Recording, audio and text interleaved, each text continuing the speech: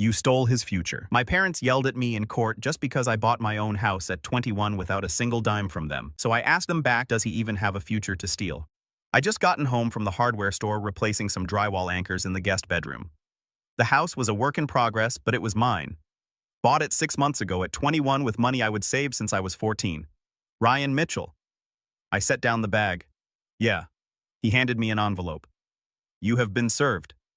Then he walked away like he had not just dropped a bomb on my Tuesday afternoon. I stood there holding the envelope. Official-looking legal weight to it. Opened it slowly. Patricia and Donald Mitchell versus Ryan Mitchell. My parents were suing me. I read the first page, then the second, then went back and read them again because surely I was misunderstanding. Claim righteous interference with prospective economic advantage. Additional claims: unjust enrichment fraud, breach of familial duty. Translation: they were suing me for being successful while my older brother Tyler was not. The allegations were insane. Defendant Ryan Mitchell deliberately manipulated family dynamics to secure unfair advantages. Defendant withheld crucial business advice and mentorship from his brother Tyler Mitchell, directly causing Tyler business ventures to fail. Defendant used family name and reputation to build business while sabotaging his brother's identical efforts. Defendant received undisclosed financial support from extended family members, which he has fraudulently claimed to have earned independently. They were demanding $250,000 in damages plus transfer of my house to Tyler as restitution for opportunities stolen. I sat down on the porch steps. Read it again. My phone was already ringing. Mom, I answered. What the heck is this? Do not you dare use that language with me. You are suing me. You left us no choice. You have been selfish and cruel to your brother. Selfish. I worked 3 jobs through college while you paid for Tyler private school. Dad voice in the background. Let me talk to him. Phone switched. Ryan, this is happening. You can either settle reasonably or we will see you in court. Settle for what? What did I do? You know exactly what you did. You built your little business using our family connections. What connections? We are middle class. There are no connections. You sabotaged your brother. Every time he tried to start something, you were there undermining him. I offered to help him. I offered to teach him basic business planning. He told me I was thinking too small. Mom voice again. She had grabbed the phone back. You stole his future, Ryan. That house should be his. That business should be his. You knew he was the entrepreneur in the family. He has failed 3 businesses. You gave him $100,000 and he lost it all because you sabotaged him. I was in college building my own thing. I did not even live in the same city. Tyler voice in the background, whiny and loud. That is my house. I should be living there. He stole my life. I closed my eyes.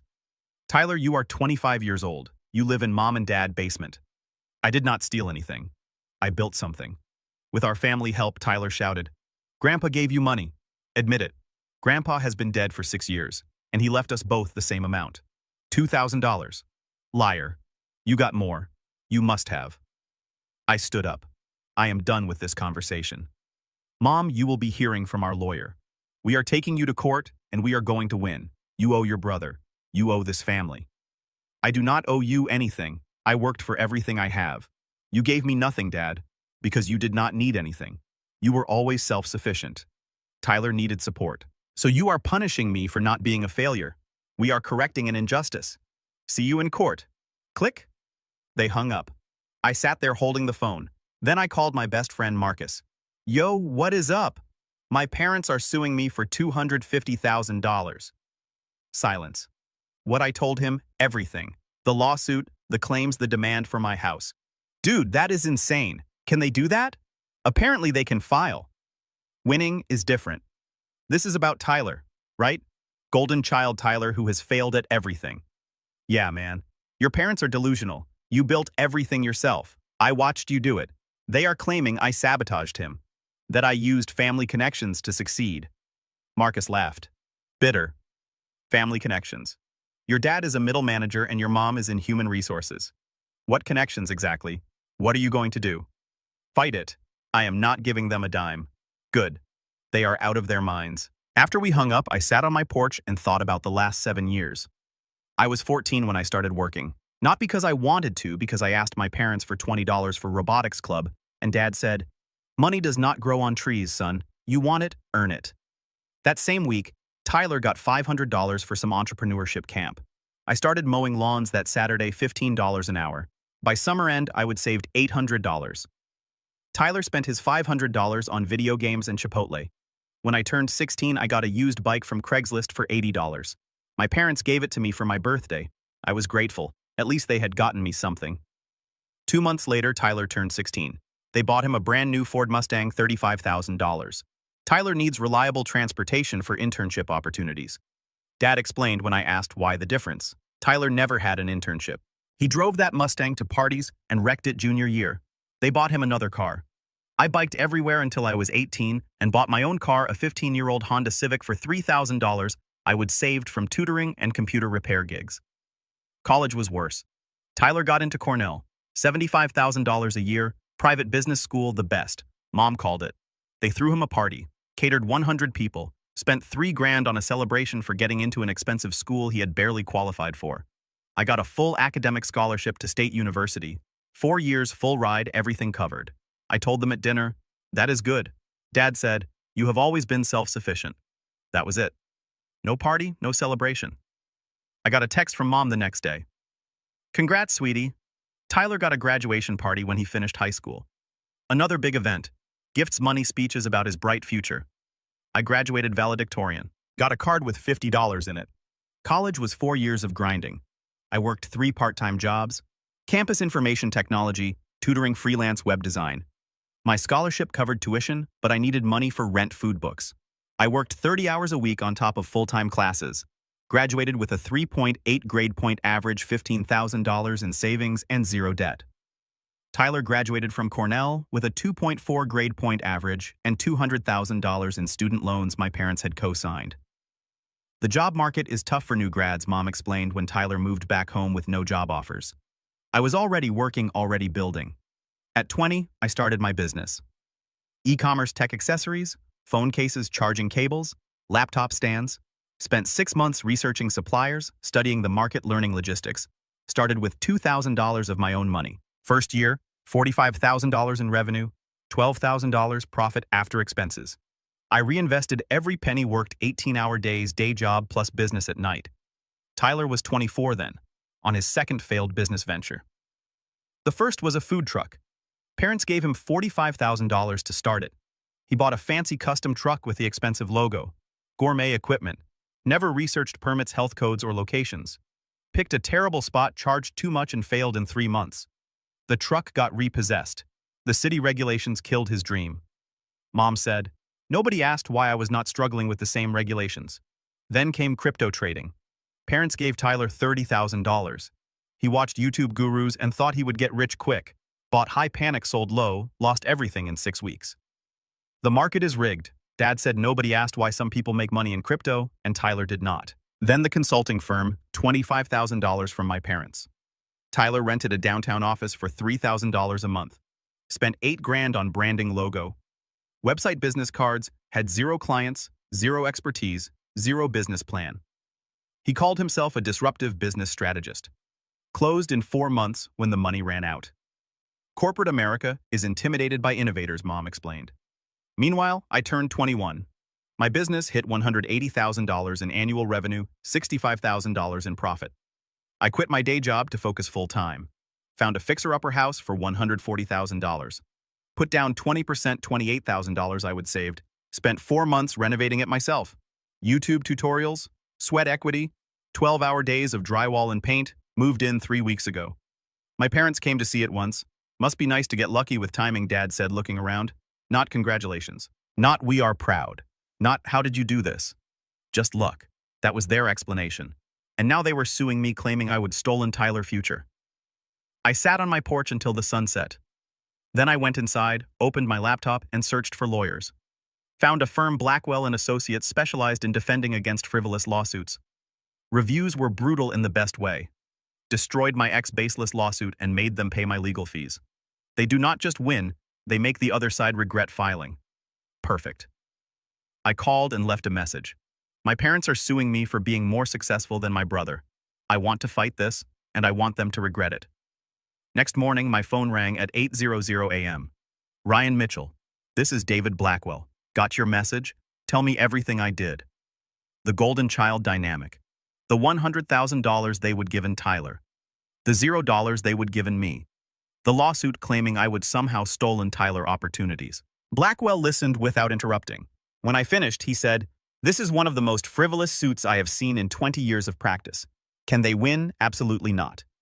Their claims have no legal merit. But Ryan, let me ask you something. Do you want to just win, or do you want to make a statement? What kind of statement? Counter-sue, abuse of process, malicious prosecution, intentional infliction of emotional distress. Make them pay your legal fees. Make this so expensive and painful, they never try this garbage with anyone again." I thought about it for exactly 3 seconds. Let us make an example out of them. Good. I will need documentation, tax returns, bank statements, work records, anything proving yourself. I have 7 years of tax returns. W-2s from every job, business formation documents, everything. Perfect. Send it all. They are claiming fraud. That you secretly received help. We are going to prove they defrauded the court by filing this nonsense. How long until trial? 6 months, probably. Discovery will be interesting. We will depose them under oath. Make them explain how you stole opportunities you never asked for. I smiled. First time since getting served. When do we start? We already did. I am filing our response tomorrow. And Ryan? Yeah, they think you are still the kid who would not fight back. Show them who you became. After the call, I spent the rest of the day building my case. I pulled every text message where they praised Tyler Vision despite his failures. Every Facebook post celebrates his ventures. Every family dinner where they ignored my accomplishments. Every receipt showed I would never received a dime from them. By midnight, I had a 47-page document, a complete timeline. Tyler received $45,000 food truck, plus $30,000 crypto, plus $25,000 consulting, plus $200,000 college loans co-signed, $300,000 total parental investment. Ryan received $0. Tyler current status, $180,000 in debt, living in parents' basement, 3 failed businesses. Ryan current status, $95,000 net worth. Business owner, homeowner, 0 debt. Subject line evidence. How to destroy your own parents' lawsuit. I sent it to Blackwell, went to bed, and slept better than I had in weeks because for the first time in my life, I was not taking there quietly. They wanted a war. They were about to learn what I was capable of when I stopped playing nice. 2 weeks after hiring Blackwell, the countersuit hit. I was at my desk fulfilling orders when my phone rang. Blackwell, they got served an hour ago. Your mother called my office screaming. What did she say? That you are an ungrateful son. That we are monsters. That she is calling the Bar Association standard panic when people realize they are screwed. What happens now? Discovery. We ask them questions under oath, request documents, make them prove their claims. It is going to get ugly. Good. That evening, my phone exploded. 17 missed calls. 12 from Mom, 3 from Dad, 2 from Tyler. I listened to one voicemail. Mom crying, "How could you do this to us? We are your parents. You are counter-suing us. This is elder abuse." Elder abuse. They were 58. I deleted the rest without listening. Text from Tyler. "You are a disgusting. Hope you are happy destroying the family." I blocked his number. Text from Dad. "This has gone too far. Drop the countersuit and we will drop ours. Let us be adults." I replied, "You sued me first. You started this. I am finishing it." He did not respond. Next day, Marcus came over with beer and pizza. "Dude, your family is losing their minds on Facebook. I am not on Facebook. I know. That is why I am showing you." He pulled up his phone. My mother had posted, "Heartbroken does not even begin to describe what we are feeling. We tried to help our youngest son understand family obligation, and he has responded by attacking us legally. We only wanted him to help his struggling brother. Instead, he has chosen money over family, praying for his soul." 200 comments, half supporting her, half calling one comment from my Aunt Rachel. "Patricia, did not you pay for Tyler College and businesses? What did Ryan get?" Mom response. "Ryan was always independent. He did not need help." Another comment from my Uncle Jim. "So you are punishing him for being responsible." Mom had not responded to that one. Marcus scrolled further. Tyler had posted too. "My little brother is suing our parents because they asked him to help me out. I made some business mistakes, sure, but family is supposed to support each other. Instead, he has got lawyers attacking Mom and Dad. This is what greed does to people." The comments were more split. Some defending him, some asking pointed questions. "How much money did your parents give you for your businesses?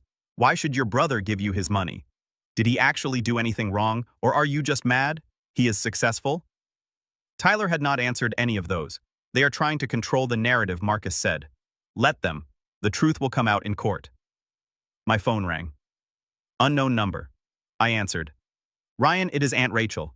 Hey, I saw your mom Facebook post, wanted to hear your side. I told her everything. The lawsuit, the claims, the $100,000 Tyler had burned through, the $0 I would ever asked for. She was quiet for a long moment. Ryan, I am so sorry. I knew they favored Tyler, but I did not realize it was this bad. Most people did not. For what it is worth, I am on your side, and I told your mother that in the comments. Thanks. Do you need anything? Money for lawyers. No, I have got it covered. Okay, but if you do call me. And Ryan, do not back down. They need to learn this lesson. After we hung up, Marcus looked at me. You have got some family on your side. At least some, not all, but enough. 3 weeks later, deposition started. Blackwell called me the night before. Tomorrow, we depose your parents. I'm going to ask very specific questions about money. It will not be comfortable. Good. Your job is to stay calm. Do not react. Just let me work. Got it. The deposition was at Blackwell office conference room, table chairs, court reporter. My parents arrived with their lawyer, some guy named Foster, who looked uncomfortable from the moment he walked in. Mom would not look at me. Dad glared. The court reporter swore them in. Blackwell started with my mother. It took him exactly 20 minutes to dismantle her entire story. How much money to Tyler for businesses? $100,000. How much to Ryan? $0. How much for Tyler college? $220,000 in loans and expenses. How much for Ryan? $0. What specific actions did Ryan take to sabotage Tyler? He refused to help. Mom said, is Ryan legally obligated to provide free business consulting? Families should help each other? Did Tyler help Ryan? Silence. Mrs. Mitchell, did Tyler ever offer assistance to Ryan? I do not know. You do not know, but you are certain Ryan sabotaged Tyler. Yes. Based on what evidence Tyler told us. So you have no direct evidence. You are relying solely on Tyler's word. He is our son. Why would he lie? Blackwell pulled out bank statements, receipts, transaction records, walked her through every dollar they would given. Tyler made her confirm on the record that I would receive nothing. By the end, Mom was crying. Dad was furious. Foster looked like he wanted to be anywhere else. That is all I need, Blackwell said. Dad deposition was shorter. Same questions, same answers, more anger. But the facts did not change. $320,000 to Tyler, $0 to me. After they left, Blackwell leaned back in his chair. Well, that went well. They looked miserable because they just admitted under oath they gave your brother everything and you nothing. Their entire lawsuit claims you had unfair advantages. We just proved the opposite. What happens now? Next week we depose Tyler. That will be even more interesting. Tyler's deposition was a disaster for him. Anyway, he showed up in an ill-fitting suit, already defensive, before Blackwell asked the first question. Blackwell started with the food truck. Walk me through why it failed. Tyler launched into a speech about city regulations, permits, an unfair system designed to crush small business. Did you research these requirements before purchasing the truck? I knew there would be some red tape. Did you obtain the necessary permits? Yes or no? No. But did you have a business plan? Revenue projections, cost analysis. I had a vision. That is not a business plan. Blackwell pulled out records showing 17 other food trucks operating successfully in the same area during the same period. They all navigated the same regulations. Why did you fail? Tyler face reigned. They probably had more money. You had $45,000 in startup capital, more than most. Try again. I do not know. Maybe they got lucky. Blackwell moved to crypto. Tyler admitted he would lost $30,000 in 6 weeks based on following trends and watching YouTube videos from experts. Blackwell asked, yeah, people with lots of views. Did you verify they were successful traders? They had millions of views. Several people in the room tried not to laugh. The consulting business was worse. Tyler admitted he would rented a $3,000 office with 0 clients, spent $8,000 on branding with 0 revenue, and closed after 4 months. You burned through $25,000 with no business plan, no clients, and no results. Is that accurate? I was building the foundation. You were spending money you did not have on image instead of substance. Then came the real question. Mr. Mitchell, you claim Ryan sabotaged your ventures. How specifically he refused to help me? Did you ask him for help? Tyler hesitated. I mentioned my ideas. Did you explicitly ask for help, yes or no? Not in those words. So Ryan sabotaged you by not volunteering help you never requested. Family should help without being asked. Did you help Ryan with his business? Silence. Mr. Mitchell, what did you do to support Ryan's business? I encouraged him. How specifically, I do not remember exact conversations. Because there were not any. You never helped, never offered, never asked about his business. But you are suing him for not helping you. Tyler's face was red. He had advantages. Like what? He is smarter. He always got better grades. So you are suing him for being intelligent. No. He had it easier. He worked 3 jobs through college. You partied. He built a business while eating ramen. You spent $100,000 failing. What part was easier? Tyler stood up. This is Foster quietly. Sit down. Tyler sat breathing hard. Blackwell closed his folder. One last question. In your lawsuit, you claim Ryan House should be transferred to you. Why do you believe you are entitled to a house you did not earn, did not pay for, and did not build? Tyler looked at me with pure hatred. Because it should have been mine. That is my life he is living. Why should it have been yours? Because I am the oldest? I am supposed to be successful. Everything he has should be mine. Blackwell smiled. Thank you. That is all I needed. After Tyler stormed out, Blackwell turned to me. Well, that was a gift. How so? He just admitted under oath that he believes he is entitled to your assets simply for being born first. No judge in the country will side with that. What happens now? Now we wait for trial. But honestly, I do not think it will get that far. Why not? Because Foster is going to tell them they have no case. We have testimony proving it. And our countersuit is going to cost them more than their pride can afford. He was right. 3 days later, Foster called Blackwell, asked to discuss settlement. Blackwell called me. They want to drop everything, their suit, our countersuit. Walk away clean. No. No. I want them sanctioned. I want the judge to officially rule their lawsuit was frivolous. I want it on the record that they wasted the court time and mine. That is aggressive. They sued me for succeeding. They tried to take my house because their golden child failed. I want consequences. Blackwell was quiet for a moment. Then, all right, I will tell Foster no deal. When is trial? 4 weeks. And Ryan, they are going to panic when they realize you are serious. Good, let them panic. That night, I sat in my house, the one I would bought myself, renovated myself, earned myself, and felt absolutely nothing. No guilt, no doubt, no second thoughts. They had tried to destroy me legally for the crime of being successful. Now they were going to learn what happens when you pick a fight with someone who has nothing left to prove and nothing left to lose. The trial was in 4 weeks, and I was going to make sure they remembered it for the rest of their lives. 4 weeks felt like forever and no time at all. My parents tried everything to get me to settle.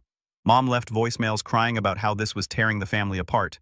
Dad sent emails about being reasonable and thinking of the family reputation. Tyler sent messages from new numbers I kept blocking, calling me every name in the book. I ignored all of it. Blackwell kept me updated on their lawyer, increasingly desperate attempts to negotiate. Foster called again, 3rd time this week. They are willing to drop the lawsuit and pay your legal fees. No, Ryan, that is $15,000 in fees. That is a win. I do not want their money. I want a judgment. You understand that means going to trial in front of a judge with your parents? Yes, and you are prepared for that. I have been preparing for this my whole life. Just did not know it until now. 2 days before trial, Marcus came over. You sure about this, man? This is your family. They stopped being my family when they sued me. What if you win and they lose everything, their savings, their reputation? They should have thought about that before filing. No regrets? I thought about it, really thought about it. The only thing I regret is not setting boundaries sooner, letting them treat me like I was less important than Tyler for 21 years. This I gestured at the legal documents on my table. This is just the final consequence of their choices. All right, I will be there. Front row trial day. I wore a suit I would bought specifically for this. Navy blue, well-fitted, professional. Looked like someone who had their together, because I did. The courthouse was downtown, old building, marble floors, that specific echo that makes everything feel more serious. Blackwell met me outside the courtroom. Ready. Yeah. Remember, stay calm. Let me do the talking. The judge is going to ask you some questions. Just answer honestly. Do not embellish. Do not get emotional. Got it. And Ryan, we are going to win. We walked in. My parents were already there with Foster. Mom looked like she had aged 5 years. Dad looked angry. Tyler sat behind them, arms crossed, glaring at me. The judge was a woman in her 60s. Judge Patricia Hernandez. Blackwell had told me she had a reputation for not tolerating perfect. All rise. We stood. Judge Hernandez entered, sat, reviewed her notes. Please be seated. We are here today for Mitchell versus Mitchell case number 2024CV8847. Mr. Foster, your clients filed the original complaint. Please summarize your case. Foster stood. He looked uncomfortable. Your Honor, the plaintiffs alleged that the defendant Ryan Mitchell engaged in interference and unjust enrichment by... Let me stop you there. Judge Hernandez said I have reviewed the depositions. The plaintiffs gave their older son Tyler over $300,000. They gave Ryan nothing, and they are suing Ryan for succeeding. Is that accurate? Foster shifted. Your Honor, it is more nuanced. Is it? Because the depositions seem pretty clear. Plaintiff spent $320,000 on Tyler, $0 on Ryan. Tyler failed 3 businesses. Ryan succeeded. Now they want Ryan to pay them $250,000. Where is the nuance? The plaintiffs believe that Ryan's success came at Tyler's expense based on what evidence Tyler testimony. Tyler testimony that he is entitled to his brother assets because he is older. That testimony. Foster looked at his notes, looked at my parents, looked back at the judge. Your Honor, families have obligations. Families have obligations. Courts enforce contracts. Do you have a contract showing Ryan owed his brother anything? No. But do you have evidence Ryan sabotaged Tyler businesses? Tyler claims are not evidence. Mr. Foster, do you have evidence? Silence. I did not think so. Mr. Blackwell, I assume you have a motion. Blackwell stood. Yes, Your Honor. We move to dismiss the plaintiff complaint with prejudice and enter judgment on our counterclaim for abuse of process. Tell me about the counterclaim. Your Honor, this lawsuit was filed in bad faith. The plaintiffs have no evidence supporting their claims. The depositions prove they gave Tyler every advantage and Ryan none. They are using the court system to punish Ryan for succeeding where Tyler failed. That is textbook abuse of process. Judge Hernandez looked at my parents. Mr. and Mrs. Mitchell, do you understand what is happening here? Mom stood. Your Honor, we just wanted... Sit down, please. I am not asking what you wanted. I am telling you what you did. You filed a frivolous lawsuit against your son because you are embarrassed that you spent $300,000 on Tyler and he failed, while Ryan succeeded with no help from you. Dad started to speak. The judge held up her hand. I have read the depositions. I have reviewed the evidence. This case never should have been filed. Mr. Foster, you should have advised your clients of that. Foster looked miserable. Your Honor, I did advise, not strongly enough apparently. She turned to her computer, typed something. Motion to dismiss is granted. The plaintiff complaint is dismissed with prejudice. Judgment for the defendant on the counterclaim. The plaintiffs are ordered to pay defendants attorney fees in the amount of... She looked at Blackwell. What are we at? $18,400, Your Honor. $18,400. Additionally, I am sanctioning the plaintiffs in the amount of $5,000 for filing a frivolous lawsuit. That is payable to the court, not the defendant. My mother gasped. Dad put his head in his hands. Furthermore, Judge Hernandez continued, I am ordering that this judgment be entered into the public record with a notation that this was a frivolous suit filed in bad faith. Any future litigation by the plaintiffs against the defendant on these same claims will result in additional sanctions. She looked at my parents directly. Mr. and Mrs. Mitchell, I understand you are disappointed in how your son lives turned out differently than you expected, but your disappointment is not Ryan's responsibility. You made choices about how to allocate your resources. Tyler made choices about how to use those resources. Ryan made different choices. He succeeded. That is not a crime. That is not interference. That is life. But Your Honor, Mom tried. I am not finished. You came into this court asking for $250,000 in a house your son earned himself. Instead, you are leaving with a $23,000 judgment against you and a public record showing you sued your son for succeeding. I hope it was worth it. She banged her gavel. We are adjourned. The courtroom was silent for a moment. Then Tyler exploded. He sabotaged me. Everyone knows it. Mr. Mitchell, the judge said coldly. I suggest you leave before I hold you in contempt. Tyler stormed out. My parents sat there stunned. I stood up, adjusted my suit jacket, and walked out, did not look back. Outside the courtroom, Blackwell shook my hand. Congratulations. That was about as decisive as it gets. What happens now? Now they have 30 days to pay the judgment. If they do not, we can start collection proceedings. Liens, wage garnishment, the works. Will they pay? Probably. The alternative is worse. But Ryan, understand this is going to destroy your relationship with them. It already was destroyed. This just made it official. Marcus was waiting in the hallway. Dude, I heard the judge through the door. She destroyed them. Yeah, she did. How do you feel I thought about it? Free. That evening, the fallout began. Tyler posted on Facebook, The justice system is a joke. My brother spent thousands on lawyers to destroy our family. A corrupt judge sided with him because he has money. This is what America has become. Family means nothing. Money is everything. The comments were brutal. Did not you sue him first? Corrupt judge? She just did not rule in your favor. Maybe get a job instead of blaming your brother. Tyler deleted the post an hour later. Mom posted, "We lost in court today. Not because we were wrong, but because the system favors the wealthy. We tried to teach our son about family values. Instead, he taught us that success corrupts, praying for his soul." Aunt Rachel commented, "Patricia, you sued him. You lost. Maybe it is time for some self-reflection instead of playing victim."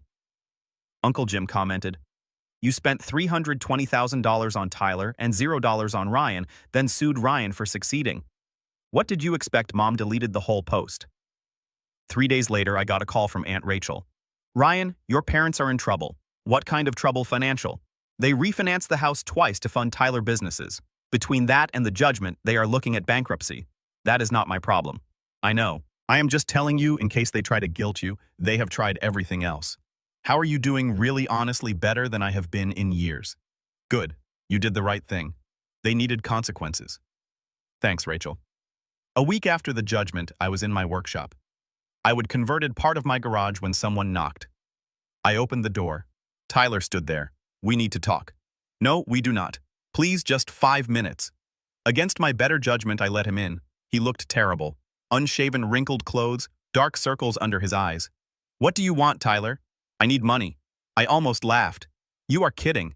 I am serious. Mom and Dad are broke. They are going to lose the house. I am living in my car. I need help." "You need help. After you sued me, after you claimed my house should be yours, after you called me every name in the book, I was angry. You were entitled. You still are. You think because you are older, because you were Mom and Dad favorite, that you deserve what I built. You do not. I made mistakes. You made choices. Bad choices repeatedly. And now you are facing consequences. Welcome to adulthood. So you are just going to let us lose everything. You lost everything on your own. Tyler, 3 businesses, $100,000, your parents' retirement. That is all you. I did not sabotage anything. You did that yourself. Please, I am your brother. No, you are someone I am biologically related to who spent my entire life treating me like I was less important. And now that I have succeeded, despite you, despite them, you want me to bail you out. The answer is no. Ryan, get out of my house. You are really going to do this. Turn your back on family. You turned your back on me the moment you sued me. Now I am just making it official. Get out." He left. I closed the door. Stood there for a minute, felt nothing. No guilt, no regret, no second thoughts, just peace. 2 months later, my parents filed for bankruptcy. Lost the house, moved into a small apartment. Tyler moved in with them. All 3 of them cramped in a 2-bedroom. The family group chat, the one I would left years ago, apparently exploded with drama. Rachel kept me updated even though I never asked. Some relatives blamed me, called me heartless, said family should stick together. Others understood, said my parents had made their bed. I did not care either way. I was building my life. My business hit $250,000 in revenue. I hired my first employee, started planning expansion, bought new equipment for the workshop, finally finished. Renovating the guest bathroom, started dating someone, a girl named Emma. I would met at a business networking event. She was smart, funny, building her own marketing agency. I told her about my family on our 3rd date. "They sued you." She was shocked. "Yeah, because you were successful. Because I was successful and their favorite son was not. That is insane." "Yeah, it was. Do you talk to them now?" "No, and I do not plan to." "Good. That takes strength or stubbornness. Sometimes they are the same thing." 6 months after the trial, I got a letter in the mail from my dad. I almost threw it away, but I opened it. "Ryan, I do not expect you to respond to this. I do not even know if you will read it, but I needed to write it anyway. Your mother and I were wrong about everything. About how we treated you and Tyler differently, about the lawsuit, about thinking we could force you to fix our mistakes. We spent 21 years telling you that you did not need help because you were self-sufficient. What we were really saying was that we were too tired to help. Both of you and Tyler demanded more attention. That was our failure, not yours. You built something incredible. You did it alone. And instead of being proud, we resented you for it. We saw your success as a judgment on our failures with Tyler. I am sorry. Your mother is sorry. It is too late, I know. But I wanted you to know that we finally understand what we did. I do not expect forgiveness.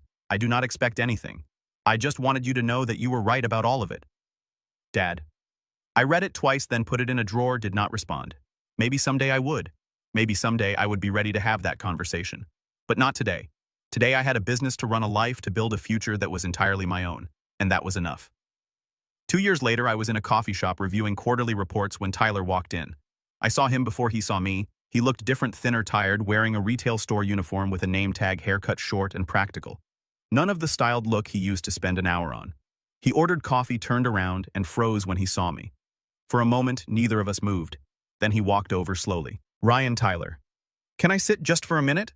I gestured to the chair. He sat carefully, like he expected me to change my mind. I am not here for money, he said immediately. I saw you and thought maybe I should finally say what I should have said 2 years ago. I waited. I am sorry for everything. The lawsuit, the entitlement, all of it. I destroyed my own life, Ryan. You did not do it. I did. He looked genuinely broken. Different from the Tyler who had screamed that my house should be his. I have been in therapy for 18 months, he continued. Real therapy, the kind where you face what you did wrong instead of blaming everyone else. And what did you do wrong? Everything. I spent 25 years thinking the world owed me success because I was oldest, because mom and dad believed in me. But I never put in the work. I just wanted results without effort. He stared at his coffee. The lawsuit was the lowest point. I actually convinced myself you had stolen my life. That is how delusional I was. But hitting bottom, losing everything, living in my car, working retail at 27, reality could not be ignored anymore. Where are you now, manager at the store, paying mom and dad back $50 a month, taking night classes in actual business fundamentals? It will take years, but I am doing it right this time. I studied him. This was not manipulation. This was someone who had been broken and was trying to rebuild. I appreciate the apology, I said, but I do not know if I can have you in my life again. Maybe someday. Not now. I understand. That is more than fair. He stood, extended his hand. I shook it. Take care of yourself, Ryan. You too. After he left, I sat there for a while processing. My phone buzzed. Text from Emma, my girlfriend of a year and a half. Still on for dinner tonight? Yeah. 7 p.m. Love you too. That evening over dinner, I told Emma about the encounter. How do you feel? She asked. Honestly, I do not know. He seemed genuine. Do you think you will ever reconcile? Maybe. When he has proven it is real, not just when he needs something. When enough time has passed, that I am sure that is healthy. There is a difference between holding a grudge and having boundaries. 6 months later, my business hit $500,000 in revenue. I hired 2 more employees, moved into a proper office. Emma moved in with me. Gradually, naturally, our lives merging. One Saturday, I got a call from Dad. We would been in minimal contact. He would send occasional updates. I would read them but rarely respond. Tyler got promoted to manager. He said he is really doing well. Paid me back another $1,000 this month. That is good. Pause. Ryan, I do not expect anything from you, but I wanted you to know your mother and I are proud of you. We should have said that 20 years ago. My throat tightened. Thanks, Dad.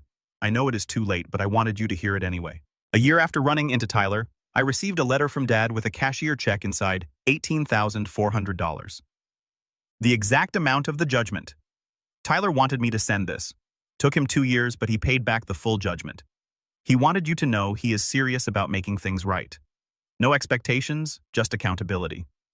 Dad. I stared at the check for a long time. Then, I called Tyler. It is Ryan. Got the check. I wanted to make it right, he said quietly. 2 years of saving, but I did it. You did not have to. The judgment was against Mom and Dad. I know, but it was my lawsuit, my entitlement that started it. I needed to take responsibility. Cash the check, he said. Please, I need to know I did at least this one thing right. Okay, I donated it. All $18,000 to a scholarship fund for low-income kids pursuing business degrees. Kids who would work 3 jobs through college. Kids like I had been. I texted Tyler check, cashed, donated a scholarship fund. You are square. His response, that is perfect. Thank you. Emma found me in my workshop that evening. You donated it? Yeah, because I never needed their money. That was the whole point. She kissed me. I love you. I know. Are you going to talk to them? Your family. Eventually, when I am ready, when it does not feel like giving up boundaries, just choosing to extend grace. A year later, I proposed to Emma. Small proposal, just us at the house. I would renovate it myself. She said yes. We planned a small wedding. Her family, our friends Aunt Rachel and Uncle Jim from my side, no one else. A month before the wedding, Dad called. I heard about the wedding. Congratulations. I know we are not invited. I understand why, but I wanted you to know we are happy for you. Thanks, Dad. 6 months after the wedding, Emma and I found out she was pregnant. I waited a week before calling Dad. Emma and I are having a baby. Silence. Then his voice thick with emotion. That is wonderful. Congratulations. When the baby comes, maybe you can visit. Meet your grandchild. His voice broke. I would like that very much. We will figure it out. Our daughter Sarah was born 9 months later. My parents came to the hospital quietly, respectfully. Tyler came separately with a children book. Congratulations, man. She is beautiful. Thanks. It was not reconciliation. Not yet. But it was progress. Small steps, earned steps. A year after Sarah was born, we had our first family dinner. My house, my terms. Emma, Sarah, and me at the center. Mom, Dad, and Tyler at the edges, respectful, grateful to be included. It was not perfect. Awkward silences, uncomfortable moments. But it was a start. After they left, Emma and I cleaned up. How do you feel? She asked. Okay, it was okay. Think you will do it again, maybe in small doses. Later that night, I stood in Sarah's nursery watching her sleep. My daughter growing up in a house where she would be seen valued, celebrated for who she was, not compared to a golden child sibling. I thought about the lawsuit, the trial, the years of hurt. And I realized something. The best revenge was not destroying them. It was building a life so good their validation did not matter anymore. And then when I was ready, when they had earned it, letting them back in, not because I needed them, but because I chose to. That was power, that was peace, that was real success.